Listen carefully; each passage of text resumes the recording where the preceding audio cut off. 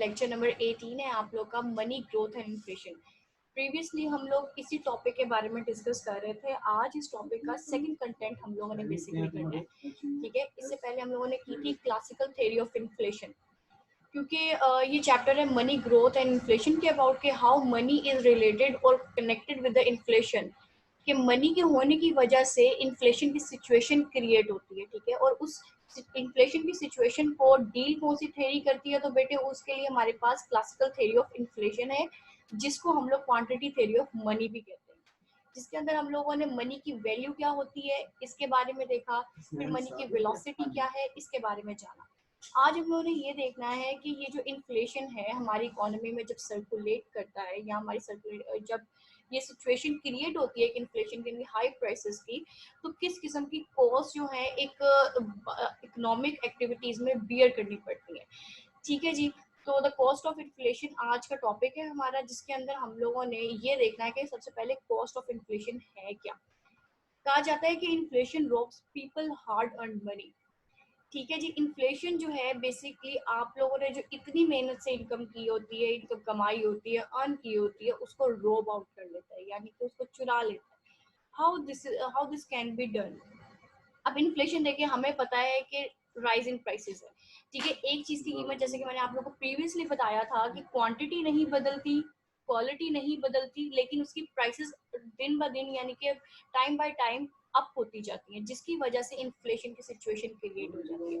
यानी कि basically inflation ये है कि कीमतों का बढ़ जाना, क्वालिटी और क्वांटिटी का वही रह जाना, ठीक हो गया। तो इस कीमतों के बढ़ने की वजह से क्या होता है, जो लोग अपनी मनी का कुछ पार्ट सेव करना चाहते हैं, सेविंग्स की तरफ लेके जाना चाहते हैं, वो उनकी सेविंग्स नहीं बचती हैं, just because of inflationary situation, ठीक है। अब इसके बाद देखते हैं कि किस किस्म की कॉस्ट हमें पे करनी पड़ती है। सबसे पहला तो इसका कंसेप्ट ये था बेटे कि कहाँ 100 रुपए की जो आपकी मनी वैल्यू होती है वो डी वैल्यू कर जाती है, डेप्रिशिएट हो जाती है।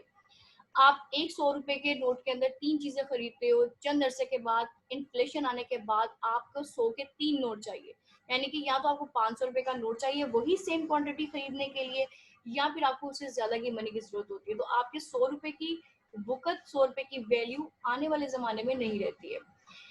तो अब इसकी कॉस्ट के बारे में देख लेते हैं कि इन्फ्लेशन की किस किस किस्म की कॉस्ट को हमें बियर करना पड़ता है। तो basically cost of inflation are the impacts of inflation on the public purchasing power. असल बात यही है कि इन्फ्लेशन हमारी परचेजिंग पावर पे कैसे असरअंदाज होता है, कैसे इम्पेक्ट करता है, कि जो हम लोग चीज खरीदना चाहते हैं हमारी विलिंगनेस भी है, हमारी परचेजिंग पावर भी है, लेकिन इन्फ्लेशन की वजह से हमारी परचेजिंग पावर जो है उस चीज को लेके कम हो जाती है। अब इसमें बहुत सारी कॉस्ट कवर अप की जाती है, लेकिन स्पेसिफिकली फ्यू कॉस्ट हैं, अराउंड अबाउट 6 to 7, जिसके बारे में जिक्र किया जाएगा। सबसे पहले है शू लेदर कॉस्ट। अभी मैं इनके सिर्फ और सिर्फ नाम हाईलाइट करूंगी, आगे इन डिटेल इसके बारे में हम लोग बात करेंगे, ठीक है जी। पहली कॉस्ट है शू लेदर कॉस्ट। देन है मेन्यू कॉस्ट। ये होती क्या है, क्या चीजें हैं, इंशाल्लाह ये नेक्स्ट स्लाइड में अभी आप लोग को बताती हूँ। थर्ड पे आ जाती है हमारे रिलेटिव प्राइस वेरिएबिलिटी। फोर्थ के ऊपर है टैक्स डिस्टॉर्शंस। फिफ्थ के ऊपर हमारे पास आई थी कंफ्यूजन एंड इनकन्वीनियंस। देन हमारे पास आया था आर्बिट्रेरी रीडिस्ट्रीब्यूशन ऑफ वेल्थ। अब ये क्या चीजें हैं और ये इन्फ्लेशन के साथ कैसे लिंक्ड है, इस चीज के बारे में अब सीखते हैं हम लोग। सबसे पहले हमारी जो कॉस्ट है वो है शू लेदर कॉस्ट। शू लेदर कॉस्ट से बेटे मुराद है कि ऐसी कॉस्ट जो कि आपके रिसोर्सेज वेस्ट हो जाए, यानी कि इन्फ्लेशन को बियर करते करते करते करते आपकी मनी होल्डिंग वेस्ट में चली जाए। अब आपके पास 100 रुपए आता, ठीक है, एक चीज जिसकी कीमत सिर्फ और सिर्फ 80 रुपए होनी चाहिए थी, इन्फ्लेशन की वजह से उसकी कीमत 100 रुपए हो गई। अब 100 रुपए में से जो 80 रुपए की वैल्यू है उसके ऊपर जो 20 रुपए है जो आप सेव कर सकते थे वो आपके वेस्ट हो गए।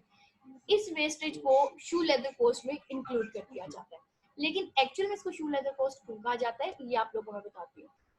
सबसे पहले तो देखिए कि इन्फ्लेशन क्या करता है, आपकी वैल्यू ऑफ मनी को रिड्यूस करता है, ठीक है। आपकी जो आपका पैसा है, जो आपकी मनी है, जो आपकी करेंसी है, वो डीवैल्यू होना शुरू हो जाती है, उसकी कोई कदर नहीं रहती, सिर्फ और सिर्फ जस्ट बिकॉज ऑफ इन्फ्लेशन, क्योंकि उसके मनी के साथ आप बहुत ही कम चीजें अप्रोच कर पाते हो। तो लोग क्या करते हैं, incline minimize their cash holdings against interest on money holdings. अच्छा, अब इन्फ्लेशन आ गया, ठीक है, आपकी इकोनॉमी में, गौर से आप लोगों ने इस बात को समझना है। आपकी इकोनॉमी में इन्फ्लेशन है।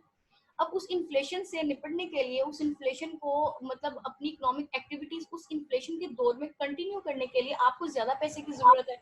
अब जो आपकी इनकम है वो बहुत ही मिनिमम है, ठीक हो गया। अब उस मिनिमम इनकम के अंदर रहते रहते आप लोग को इन्फ्लेशन भी बियर करना है, और आप लोगों को अपनी चीज यानी कि आपको जो चीज डिमांड करते हैं वो भी आप लोगों को चाहिए। आप लोग क्या करेंगे, अपनी चीज हासिल करने के लिए बैंक्स की तरफ आप लोग का ट्रेंड होगा, ठीक है, बैंक्स की तरफ आप लोग इंक्लाइन करेंगे। आप लोग बैंक्स में जो आपने होल्डिंग्स रखी हुई है, यानी कि जो आपकी सेविंग्स पड़ी हुई है, जिनके ऊपर आपको इंटरेस्ट मिल रहा है, मंथली मिल रहा है, ईयरली मिल रहा है, या एनुअली 6 मंथ बाद, जिसके मर्जी जिस टाइम पीरियड पे आप लोग को वो मिल रहा है, आप लोग उस इंटरेस्ट रेट को यूज करोगे अपने इन्फ्लेशन कॉस्ट को बियर करने के लिए। आप कहोगे कोई मसला नहीं है, मैं ये चीज खरीद सकता हूँ क्योंकि मुझे बैंक से मेरी सेविंग्स के ऊपर प्रॉफिट आ रहा है। लेकिन एक और बात इसमें होगी कि क्या होगा, जब आप बैंक जाओगे तो बैंक जाने के लिए आपकी एक अलग कॉस्ट रहेगी, यानी कि आप बैंक जब जाना है, आपने किसी गाड़ी में जाना है, आपकी गाड़ी पानी पर तो नहीं चलती, आपको फ्यूल का खर्चा बियर करना पड़ेगा, ठीक है। अगर फ्यूल का खर्चा नहीं बियर करना तो आपको पैदल जाना पड़ेगा, आप पैदल अगर जाओगे तो आपका एक किस्म का टाइम वेस्ट होगा।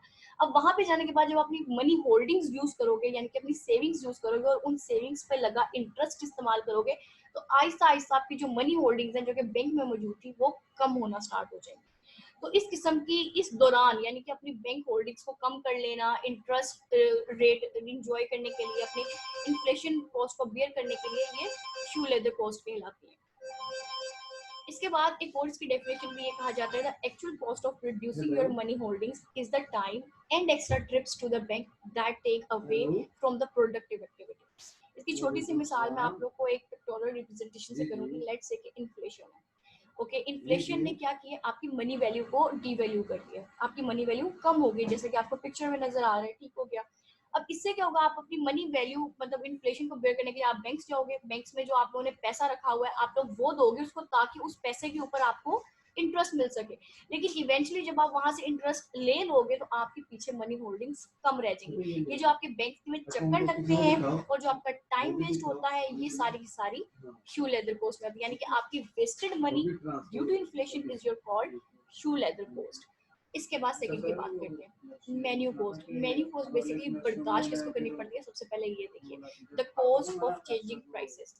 लेट्स से आप एक पिज्जा पार्लर चलाते हो, ठीक है, आपका एक बड़ा अच्छा पिज्जा पार्लर चल रहा है, लेकिन इन्फ्लेशन की वजह से आपकी कॉस्ट में चेंजिंग आ रही है। आप पिज्जा के लिए जो इंग्रेडिएंट्स लेके आते हो ना, वो आपके महंगे पड़ते हैं। आपने एक माह का स्टॉक रख लिया, हाँ भाई इस माह में मैंने पिज्जा के ऊपर इतनी कॉस्ट लगानी है तो मैंने इतना प्रॉफिट इसके ऊपर अर्न करना है। लेकिन क्या हुआ, अगले मंथ इन्फ्लेशन आ गया, आपने जो इंग्रेडिएंट इस्तेमाल करते हो अपने पिज्जा के लिए वो ज्यादा होना स्टार्ट हो गया। अब उस ज्यादा होने के चक्कर में क्या हुआ, आपको अपनी प्राइसेस चेंज करनी पड़ी।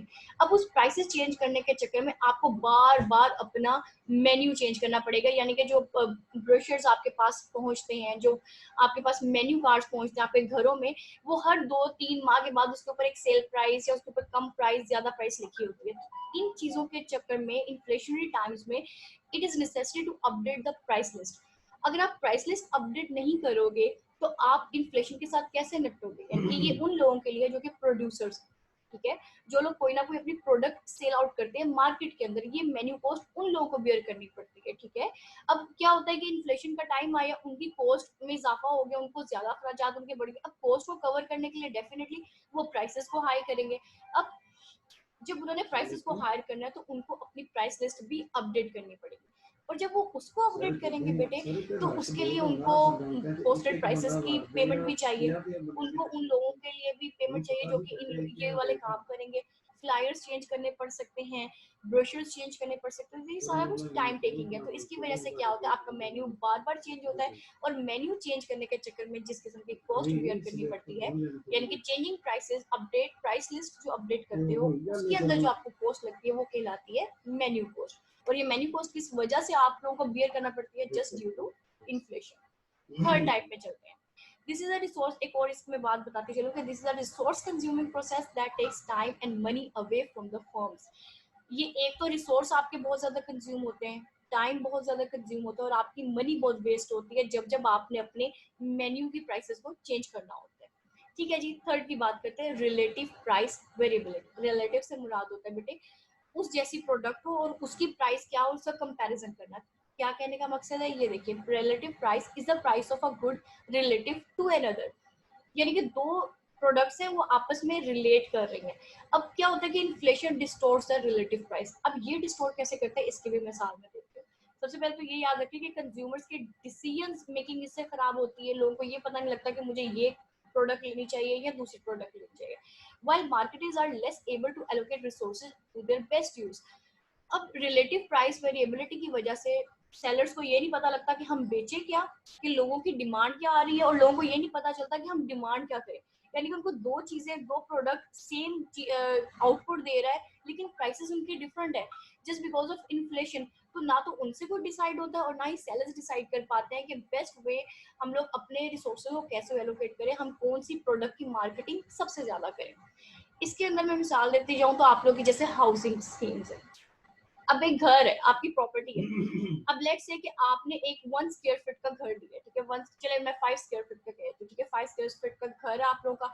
अब उसके अंदर जो है मकान एक ही है, ठीक है, आपके ना स्क्वायर फीट चेंज होने हैं, ना उसकी वो आउटलुक चेंज होनी है, ना उसकी लोकेशन चेंज होनी है। मकान उठा के आप किसी और दूसरी जगह पे नहीं शिफ्ट कर सकते, आपको उस जगह पे लेना है। लेकिन अब क्या होता है, इन्फ्लेशन की वजह से जो आपकी प्रॉपर्टी होती है, आपकी रियल स्टेट होती है, उसकी प्राइसेस वेरी करते हैं, ठीक है। आपको ये नहीं समझ आता कि मैं मकान इस लोकेशन पे लूं या उस लोकेशन पे लूं। समटाइम्स क्या होता है कि एक लोकेशन ऐसी होती है जहाँ पे कोई अवेलेबिलिटी नहीं है किसी भी रिसोर्स की, लेकिन वहां पे मकान की कीमत फिर भी हाई होती है, जस्ट बिकॉज ऑफ कि ये इकोनॉमिक एक्टिविटी है। इकोनॉमिकली अगर उसको देखा जाए तो वो कहते हैं कि लॉन्ग टर्म में यहाँ पे डेवलपमेंट प्रोजेक्ट्स चलाए जाएंगे, ठीक है। अब लोगों को ये नहीं पता कि वाकई लॉन्ग टर्म में डेवलपमेंट प्रोजेक्ट्स आएंगे, या वाकई अगले आने वाले 5 सालों में ये जो इलाका है जहाँ पे मैं मकान में डिपॉजिट करवाने जा रहा हूँ अपनी मनी, क्या ये मुझे एक आउटपुट देगा, क्या एक बेहतर मेरी इन्वेस्टमेंट है कि नहीं है। इसकी वजह से क्या होता है, लोगों में कंफ्यूजन आ जाती है। ये रिलेटिव प्राइसेस होते हैं कि आपको इस लोकेशन पे जाना है या आप लोग को उस लोकेशन पे रहना है, और इसकी वजह से जो सेलर्स होते हैं उनको ये पता नहीं लगता कि हम लोग अपना मकान किस साइड वाला बेचेंगे। यानी कि अगर ये वाली हाउसिंग स्कीम बेचते हैं तो इसका हमें क्या प्रॉफिट मार्जिन होगा, यानी कि ना उनको अपने प्रॉफिट मार्जिन का अंदाजा रहता है और ना ही कंज्यूमर डिसाइड कर पाता है कि उसने किस तरफ को निकलना है। इसके बाद बात आती है टैक्स डिस्टॉर्शन। टैक्स डिस्टॉर्शन की वजह से इन्फ्लेशन हमारे लिए कैसे मुसीबत का बायस बनता है, ये देखिए। Inflation exaggerates the size of capital gains and increase the tax burden on this type of income। जब आपकी इनकम के ऊपर इनकम टैक्स स्पेशली लगा दिया जाता है ना, तो फिर आपके लिए बियर करना मुश्किल होता है कि आपकी इनकम का काफी सारा पार्ट इनकम टैक्स में जा रहा है, तो आपके पास पीछे बचा गया। और उस बची हुई चीज में, यानी कि आपके पास जो सेविंग्स है या जो आपके पास इनकम रिमेनिंग इनकम है, आपकी पर्सनल इनकम है, उसको आपने अपने जो रिसोर्सेज के कंजम्पशन में कैसे लेके आना है, ये वो चीज उस चीज का बायस बनता है। अब यहाँ पे देखिए, with progressive taxation capital gains are taxed more heavily. Progressive taxation के बारे में जैसे कि हम लोग अपने, अगर आप लोग को याद हो तो हम लोगों ने बहुत पहले इसके बारे में पढ़ा था कि प्रोग्रेसिव टैक्स क्या होता है। प्रोग्रेसिव टैक्स बेटे, जब आप लोग की इनकम बढ़ती है उसके साथ साथ आप लोग की टैक्स की वैल्यूज में भी इजाफा होता है, ठीक है। उसकी वजह से क्या होता है कि आपके कैपिटल गेन्स जितने होते हैं, जितना आपका प्रोग्रेसिव टैक्सेशन में इंक्रीज होगा, उतने ही आपके कैपिटल गेन्स का जो टैक्स है उसके ऊपर ज्यादा मार्क कर दिया जाएगा, ठीक हो गया, ओके जी। इसका नेक्स्ट है इन्फ्लेशन इंड्यूस्ड टैक्स डिस्टॉर्शन। ऐसा इन्फ्लेशन जिसके अंदर टैक्स डिस्टॉर्शन शामिल हो, वो किस किस्म का होता है उसके बारे में बता दो। वो किस किस्म के बेटे, individual income tax, consumption tax आपको बियर करना पड़ता है। कंजम्पशन टैक्स के बाद जब मतलब कि टैक्स एक्चुअली आपकी इकोनॉमी में प्रिवेल कर रहा होता है, इकोनॉमी में आया होता है जस्ट बिकॉज ऑफ इन्फ्लेशन की वजह से, तो आपकी चीजों के ऊपर एक वैल्यू एडेड टैक्स भी लगा दिया जाता है। फिर उसके बाद बिजनेस टैक्स की सिचुएशन भी आ जाती है यहाँ पे। तो कहा जाता है कि the income tax treats the nominal interest rate earn on the savings as income, even though the part of the nominal interest rate merely compensates for inflation, the after tax real interest rate falls, making less savings attractive। जब आपकी income के ऊपर, आपकी income को tax यानी कि tax induce कर दिया जाता है आपकी इनकम के ऊपर, तो डेफिनेटली आपको एक कंजम्पशन टैक्स भी निकालना पड़ता है उसमें से। फिर आप जो चीजें खरीदते हैं उनमें वैल्यू एडेड टैक्स देना पड़ता है, तो इसकी वजह से आपकी जो सेविंग्स है वो रिड्यूस हो जाती है। यानी कि आपका बहुत सारा पार्ट जो आप सेव करना चाहते हो वो टैक्स की मद में आपकी पॉकेट से निकल रहा होता है। तो इन टैक्स की वेरिएशंस की वजह से, टैक्स डिस्टॉर्शंस की वजह से, आप यानी कि इन्फ्लेशन की वजह से जो टैक्स डिस्टॉर्शंस आती हैं, आपको उसको भी बेयर करना पड़ता है। इसके बाद लास्ट में हमारे पास आए थे कंफ्यूजन एंड इनकन्वीनियंस। अब ये क्या चीज होती है, याद रहे कि money money as a yardstick होते है किसी भी चीज की पैमाइश का टूल, ठीक है। आपसे मैं कह दूं ये चीज आपने मेजर करनी है, तो उसको मैं यार्डस्टिक का लफ्ज का नाम दे दूं, ठीक है जी। तो yardstick with which economic activity is measured. Money एक वाहिद यूनिट है जिसकी वजह से हम इकोनॉमिक एक्टिविटी को मैयर कर सकते हैं। मनी हमें बताता है एक चीज की कदर कितनी है, एक चीज की, और या फिर उसकी वैल्यू कितनी है, और उसको किस वैल्यू के हिसाब से हमने मार्केट में सर्कुलेट करना है। ये मनी ही है जो एज अ यार्डस्टिक जो अपना रोल प्ले करता है। फिर उसके बाद मनी को लेके कौन आता है इकोनॉमी में, क्योंकि मनी को भी तो कोई बनाने वाला है ना, मनी को भी तो इकोनॉमी में सर्कुलेट करने वाला है, और वो है सेंट्रल बैंक। सेंट्रल बैंक क्या करता है, मनी को प्रिंट करता है और इंश्योर करता है कि मनी की रिलायबिलिटी होनी चाहिए। अब सेंट्रल बैंक के दो काम है, एक तो मनी को प्रिंट करना, दूसरा ये इंश्योर करना कि आप जो वो मनी प्रिंट कर रहे हैं वो रिलायबल होनी चाहिए। रिलायबल कैसे होनी चाहिए कि उसकी मनी वैल्यू डिवैल्यूएटेड ना हो। लेकिन रियल लाइफ में ये सिचुएशंस नहीं क्रिएट होती है। रोल तो सेंट्रल बैंक का ये होता है, हम 100 दफा ये चीज पढ़ चुके हैं कि सेंट्रल बैंक जो होता है मनी प्रिंट करता है, और मनी ज्यादा अगर प्रिंट कर दे तो उसकी वजह से इन्फ्लेशन की सिचुएशन क्रिएट हो जाती है। तो रियल लाइफ सिनेरियोज में ये चीज मुश्किल होती है कि मनी तो प्रिंट कर ले, लेकिन उसकी जो इंश्योर रिलायबिलिटी है उसको इंश्योर करना मुश्किल करार दिया जाता है। ठीक है जी, when the central bank increases the money supply and creates inflation, it erodes the real value of the unit of account. जाहिर सी बात है, जब मनी सप्लाई ज्यादा से ज्यादा आपकी इकोनॉमी में आएगी उसकी वजह से इन्फ्लेशन बढ़ेगा। इन्फ्लेशन क्यों बढ़ता है ये ऑलरेडी हम लोग डिस्कस कर चुके हैं। ठीक है, अब जैसे ही इन्फ्लेशन बढ़ेगा ऑब्वियस थिंग है, वही बात आ गई कि आपकी जो मनी की रियल वैल्यू है, यानी कि यूनिट ऑफ अकाउंट है, यूनिट ऑफ अकाउंट से मुराद है आपके मनी का वैल्यू, आपके मनी की कदर। वो क्या है, वो इन द रियल टर्म्स कम होना शुरू हो जाएगी। अब जो कंज्यूमर है वो भी कंफ्यूज होगा, और इसके साथ साथ सेंट्रल बैंक जो अथॉरिटीज है वो भी डेफिनेटली कंज्यूम वो भी कंफ्यूज होगी कि किस तरीके से हमने मनी की रिलायबिलिटी को इंश्योर किया जाए। तो inflation causes dollars at different times to have different real values. Therefore, with the rising prices, it is more difficult to compare real revenues, cost, and profit over time.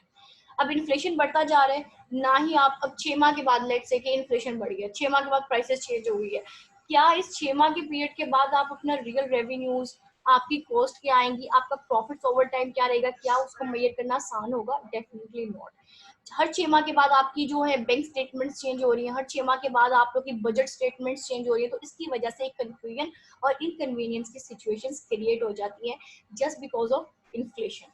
तो इस confusion inconvenience को resolve करते करते करते जो हमें cost bear करनी पड़ती है, that is basically called the cost of inflation. आखिरी कॉस्ट ऑफ इन्फ्लेशन, यानी कि जो आखिरी किस्म है जो हमें जो बियर करनी पड़ती है, वो है आर्बिट्ररी रीडिस्ट्रीब्यूशन ऑफ वेल्थ। सबसे पहले तो मैं आपको यहाँ पे बताती चलूँ बेटे, आर्बिट्ररी का मतलब क्या होता है। आर्बिट्ररी का मतलब होता है कि अनइक्वल, ठीक है, आसान लफ्जों में इसको बता दूंगा कि अनइक्वली किसी चीज को डिस्ट्रीब्यूट कर देना, यानी कि किसी को ज्यादा चला गया, किसी को कम चला गया। और स्पेशली आर्बिट्ररी का अगर एक्चुअल मतलब बताऊं तो होता है मनचाहा। ठीक है, जिसका दिल किया उसको ज्यादा वेल्थ दे दी, जिसका दिल किया उसके वहां पे मकान सस्ते बेच दिए, जिसका दिल किया वहां पे जमीन महंगी बेच दी। तो इसको कहते हैं आर्बिट्ररी रिडिस्ट्रीब्यूशन ऑफ वेल्थ। अब ये होता कैसे, ये आपको मैं इसकी रिप्रेजेंटेशन में दिखाती हूँ। सबसे पहले तो ये देख लें कि unexpected inflation redistributed wealth among the population in a way that has nothing to do with either merit or need। यानी कि इन्फ्लेशन की वजह से, अब आपको याद रहे कि जब इन्फ्लेशन आता है ना, तो बहुत सारे गवर्नमेंट प्रोग्राम्स इंट्रोड्यूस करवा दिए जाते हैं just to save the pockets of poor people. ठीक है, इनकम प्रोग्राम्स आते हैं, जैसे इसमें आम मिसाल में बेनजीर इनकम सपोर्ट की दूंगी। बेनजीर इनकम सपोर्ट एक तो पुअर को प्रोटेक्ट करता है, दूसरा इसमें वेजेस भी आते हैं, वेजेस इंश्योरेंस आते हैं उन लोगों के लिए जो कि अनएम्प्लॉयड है। ठीक है, अनएम्प्लॉयड इंश्योरेंस आए थे जिसके बारे में प्रीवियसली डिस्कस किया था। इस किस्म के ये जो वेलफेयर प्रोग्राम्स होते हैं ये रन किए जाते हैं ताकि वेल्थ को अच्छी तरीके से डिस्ट्रीब्यूट किया जा सके। इन्फ्लेशन के दौर में भी पुअर इंसान जो है अपनी जरूरत जिंदगी को मेंटेन कर सके, यानी कि लिविंग स्टैंडर्ड्स को हाई मेंटेन तो नहीं कर सकता, लेकिन एटलीस्ट उसके पास नीड्स उसके पास पहुंचे, जो उसकी रोटी है, उसका शेल्टर है, उसकी बेसिक नीड्स है, वो उस तक पहुंच जाए। लेकिन क्या होता है कि जब आर्बिट्ररी रिडिस्ट्रीब्यूशन ऑफ वेल्थ होती है उसकी वजह से ना तो मेरिट देखा जाता है ना नीड देखी जाती है। जिसके पास ज्यादा पावर होती है वो इन्फ्लेशन इसके जितने वो प्रोग्राम्स होते हैं, इन प्रोग्राम से मिलने वाला जितना बजट होता है वो अपनी तरफ ले जाता है। अब ये होता क्यों है, ये होता है कि अगर आप लोग का लॉ स्ट्रॉन्ग नहीं है, ठीक है, आप लोग की पॉलिटिकल इकोनॉमी जो है बिल्कुल स्ट्रॉन्ग नहीं है, उसकी वजह से ये वाली सिचुएशंस क्रिएट होती है। और जब इस किस्म की सिचुएशंस आती हैं इकोनॉमी में, तो इसकी वजह से जो पुअर लोग होते हैं फिर वो बाहर निकल आते हैं अपने घरों से, फिर वो एक अजीब सा सोशल इन्वायरमेंट क्रिएट हो जाता है इस किस्म का कि वो आप लोगों की सोशल और इकोनॉमिक लाइफ जो इकोनॉमिक साइकिल होता है उन दोनों को डिस्टर्ब करता है। अब इसकी एक छोटी सी पिक्टोरियल रिप्रेजेंटेशन है, ये देखिए कि एक पाई है, ठीक है, एक केक पाई है। अब गवर्नमेंट ने क्या किया कि ये सब की सब गरीबों के लिए इक्वली डिवाइड कर दी, लेकिन यहाँ पे क्या था, कुछ पावरफुल अथॉरिटीज थी, यानी कि पॉलिटिकल इकोनॉमी आपकी इतनी वीक थी जिसकी वजह से उन लोगों के पास जिनके पास ज्यादा पावर थी उन्होंने क्या किया, जिनका एक्चुअल में हक था उनसे भी ले लिया।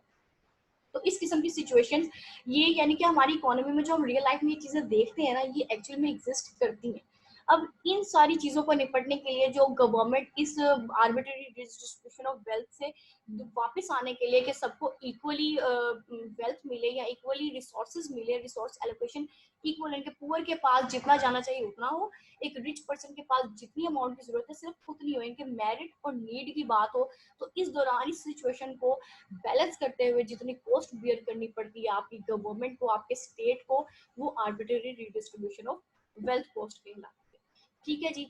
तो इसके अलावा भी एक और इसका पॉइंट बता दूं कि this distribution occur because many loans in the economy are specified in terms of the unit of money account. Sometimes क्या होता है, इसमें लोन्स भी आते हैं, मैंने लोन्स का जिक्र नहीं किया लेकिन लोन्स का जिक्र भी यहाँ कर दूं कि अक्सर गवर्नमेंट ने इंटरेस्ट फ्री लोन्स निकाले। अब इंटरेस्ट फ्री लोन तो उनके लिए है ना जो कि इंटरेस्ट पे नहीं कर सकते, वो लोन लेके और अपना कोई छोटा मोटा कारोबार स्टार्ट कर ले या कोई ऐसा प्रोसेस स्टार्ट कर ले जहाँ से उनकी अर्निंग होना स्टार्ट कर दे। अब इस लोन्स का भी फायदा वो लोग उठा लेते हैं जो कि अथॉरिटीज में हैं, जो कि पावरफुल हैं, ठीक है, just because of your weak politics, यानी पॉलिटिक्स होती हैं आपकी, पॉलिटिकल इकोनॉमी वीक होती है, इसकी वजह से ये सारी सिचुएशंस क्रिएट होती हैं।